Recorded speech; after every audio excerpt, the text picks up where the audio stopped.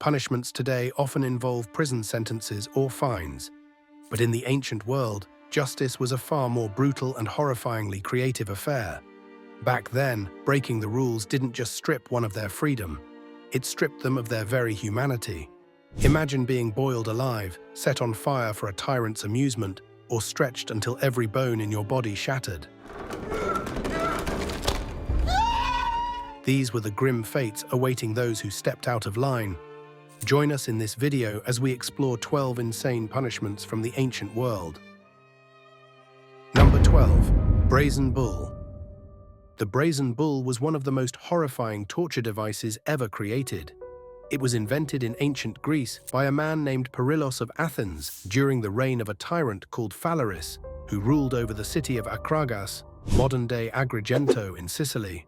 This device was not only brutal, but also a symbol of the extreme cruelty of some rulers in history. The brazen bull was a hollow statue made entirely of bronze and shaped like a large bull. It was designed to be both a method of execution and a terrifying spectacle. The victim would be forced inside the bull through a small door on its side. Once the person was locked inside, a fire would be lit underneath the statue. The bronze would quickly heat up, and the person inside would be roasted alive. The design ensured that the bull would reach high temperatures, making the execution extremely painful and slow. What made the brazen bull even more disturbing was the way it was designed to amplify the victim's suffering. Inside the bull, there were pipes and acoustic mechanisms that transformed the screams of the person being burned into sounds resembling the bellowing of an actual bull.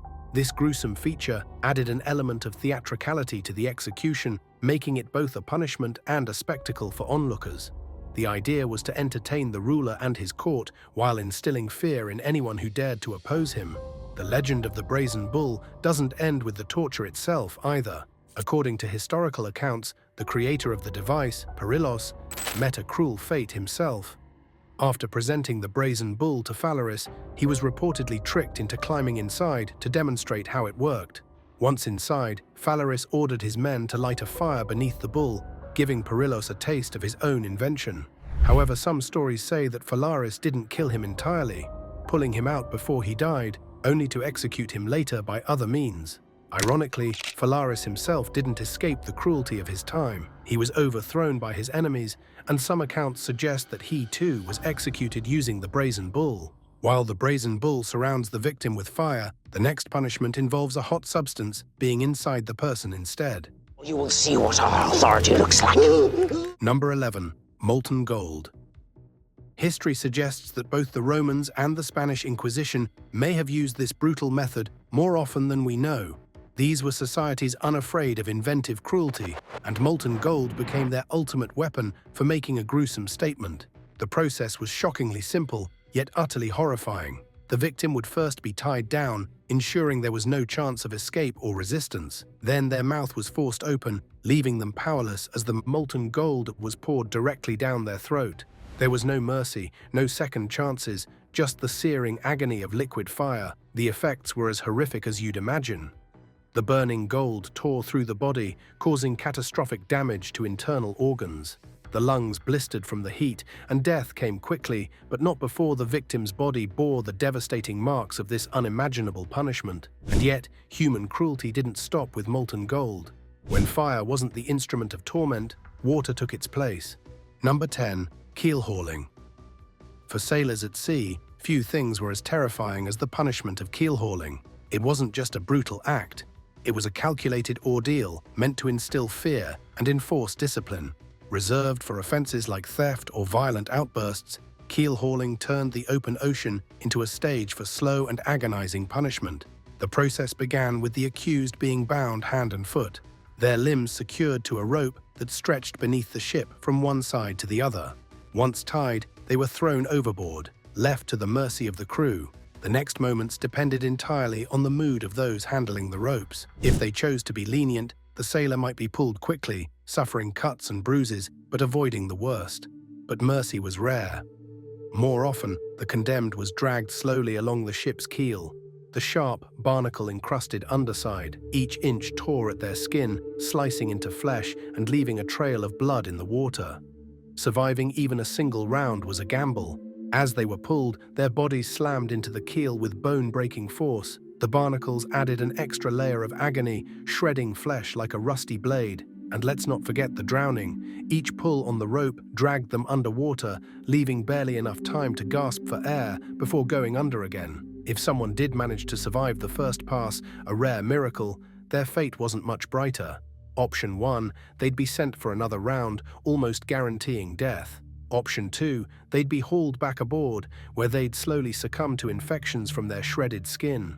Option 3, they'd live, but their scar-covered body would be a permanent reminder of their ordeal. Life wouldn't be easy for these survivors, mocked and shunned by others who saw their scars as badges of shame. Leaving behind the horrors beneath the water's surface, we now turn to a fate even more unsettling, where the condemned are suspended in the open air, their slow decay a public spectacle for all to witness. Number 9, hanging in chains.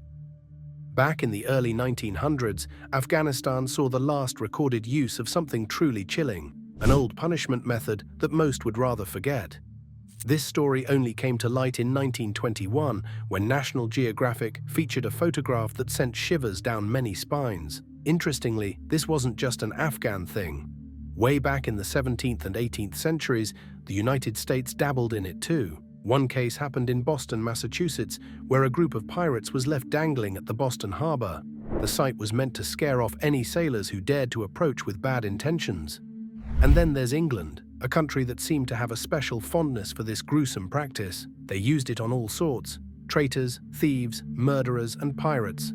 But things got even darker after 1752, thanks to the Murder Act. This law required convicted murderers to face either public dissection or a gruesome fate known as gibbeting. Over 134 unlucky souls met this end, and gibbeting quickly became the go-to punishment. Here's how it worked. The most common type of gibbet was a metal cage, custom-made to fit snugly around the person's body.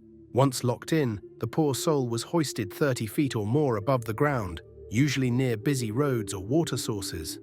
This was done to send a clear message. Break the law, and this could be you. Imagine heading to the local well for water and finding yourself face to face with a dying man pleading for just one sip. Disturbing, right? The horror didn't end there, though. Once the condemned finally passed, their bodies were left to rot in the cages. For years, locals had to deal with the smell of decay so strong it kept them awake at night. Complaints piled up, but the bodies often stayed there, forgotten, until some government official finally decided to do something about it. Some of these skeletons hung there for over 20 years before anyone got around to cleaning them out. While gibbeting left a body to decay in plain sight, the next punishment stripped away something far more primal, layer by agonizing layer. Number 8, flaying. Flaying or skinning was a punishment designed not just to cause pain, but to completely break a person's spirit. It wasn't a quick death. Instead, it was a slow and excruciating process meant to leave a lasting impression on everyone who saw it. The victim was stripped of their clothes, tied tightly to prevent any movement, and left completely vulnerable. The executioner would then use a sharp blade to begin peeling away the skin, often starting at the head, where the pain was most intense. This process was slow and deliberate. The skin wasn't just cut away, it was carefully pulled off piece by piece while the victim remained conscious. To make the process easier, parts of the body were sometimes heated just enough to soften the skin, allowing it to be removed more smoothly. The smell of burning flesh mixed with the victim's cries added to the horror.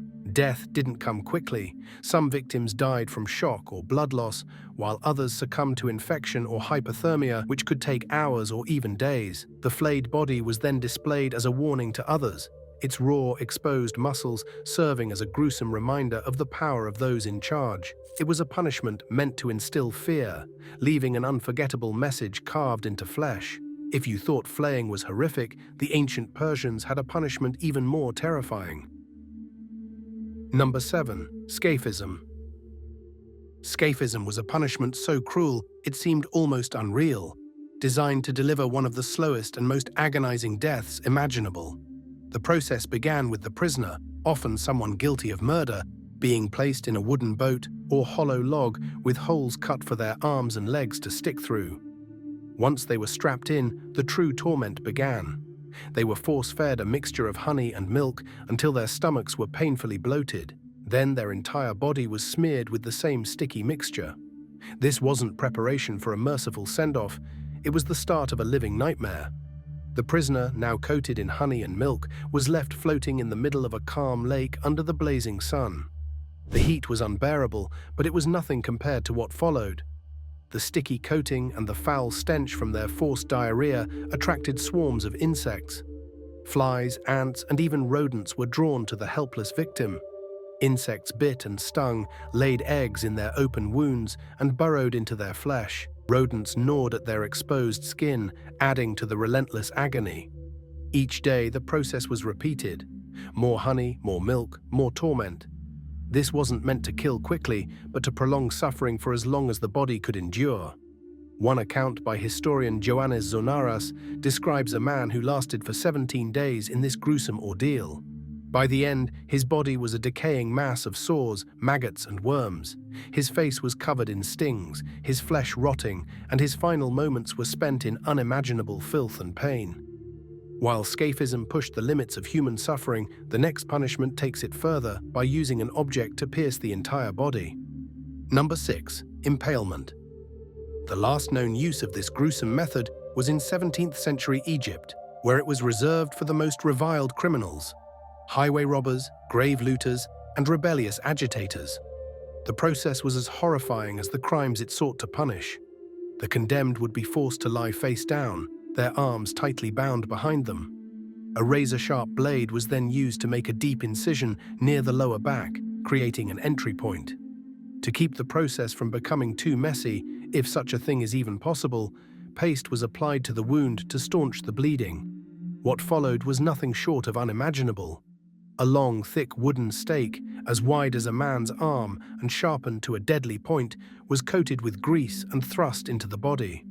A mallet was used to hammer it in further and further until the stake finally emerged, sometimes through the shoulder, the head, or even the mouth.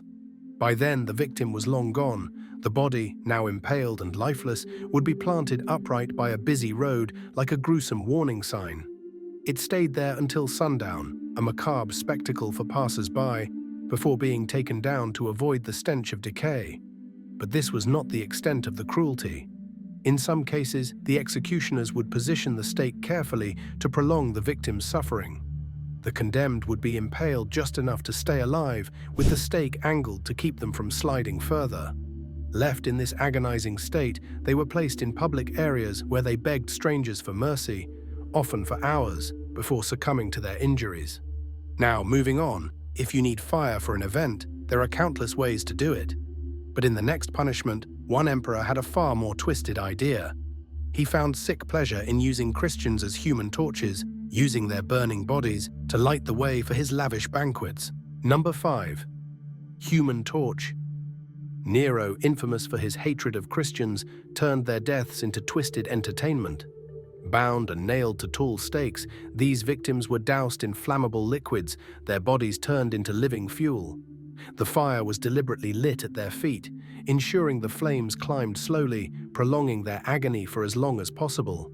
This wasn't done in hidden dungeons or distant arenas. No, Nero made it a public spectacle. He used these human torches to light up his lavish garden parties. Guests dined and drank under the eerie glow of burning bodies, as if the suffering was just part of the evening's decor. The reasons for such punishments varied.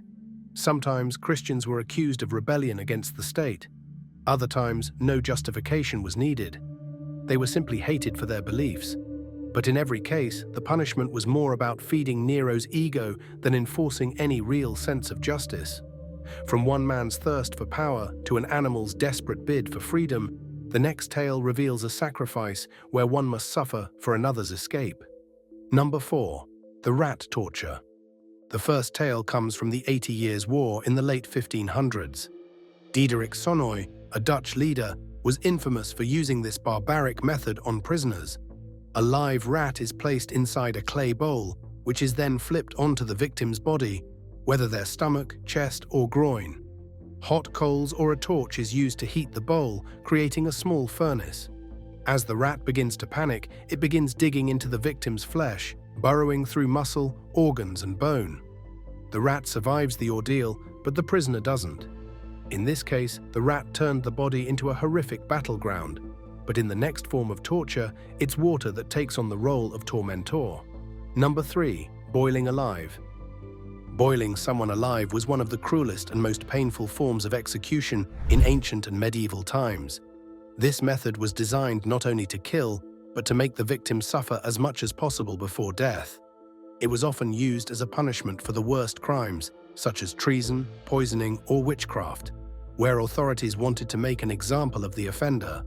The sheer horror of boiling alive ensured that onlookers would think twice before committing similar crimes. The process was as brutal as it sounds. The condemned person would either be thrown into a pot of boiling water, oil, or other liquids, or placed into a large cauldron before the liquid was heated. When the second method was used, the executioner would start the fire slowly, making the victim's suffering even worse as the liquid gradually got hotter and hotter. The intense heat would cause the skin to blister and peel, the muscles to weaken, and organs to fail. This slow death made it one of the most agonizing punishments ever recorded. One of the most well-known uses of this punishment occurred in medieval England. In 1531, during the reign of King Henry VIII, a man named Richard Roos was accused of poisoning food meant for the Bishop of Rochester. While the bishop survived, 2 other people who ate the food died. Roos was sentenced to be boiled alive as a warning to others who might try similar crimes. King Henry even passed a law making boiling alive a legal punishment for poisoners, though it was rarely used afterward. The method was also practiced in other parts of the world. In parts of Asia and Europe, boiling oil, molten lead, or even wine was used instead of water. In some cases, spices or herbs were added to the boiling liquid, not to enhance the punishment, but as part of ritualistic practices or symbolic reasons. For instance, in ancient Japan, boiling oil was used as a form of torture or punishment for samurai who betrayed their masters. Now moving on, the next punishment shows what happens when the body is pushed beyond its limits. Number 2. The rack. The rack might seem like a simple wooden ladder, but it was a terrifying instrument of torture. Its bars weren't for climbing, they were made to cause unbearable pain. The victim's wrists and ankles were tied to a pulley system, and with each turn of the crank, the ropes tightened, stretching the body unnaturally. Joints were pulled apart, and the pain was excruciating, as if every limb was on the verge of tearing. This brutal device was used to extract confessions, secrets, or accusations against others. Many prisoners, desperate to end the torment, would say anything to make it stop. Sometimes this meant freedom, though it came with permanent injuries like dislocated joints. Other times, their confessions only led to more punishment. One of the most tragic stories tied to the rack is that of Anne Askew. In 1447, Anne, just 25 years old, was subjected to hours of relentless torture. Her body was stretched so violently that every joint dislocated, leaving her completely paralyzed. Her crime was sharing Bible verses with a group of women. Despite the unimaginable pain, Anne refused to betray her friends. Her silence doomed her. After surviving the rack, she was carried to her execution in a chair and burned alive at the stake. To make the tragedy worse, it was her own husband who had reported her. In those days, defying the Catholic Church was dangerous. Even small acts of faith could lead to torture or death. The rack stretched bodies to their breaking point, but the next punishment shattered them entirely, blow by agonizing blow. Number 1. The breaking wheel.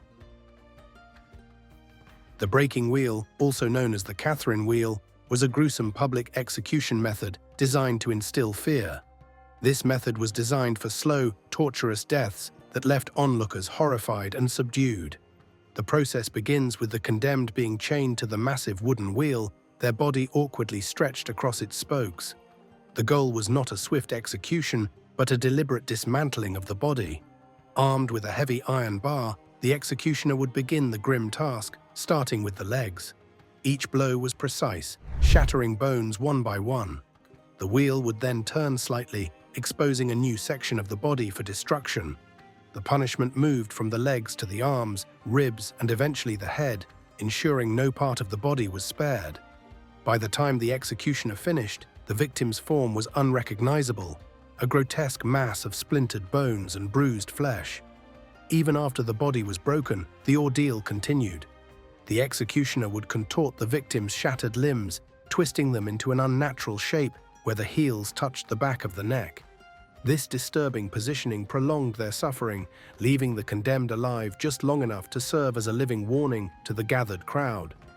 Death was slow and could stretch over hours or even days, depending on how skilled or cruel the executioner was.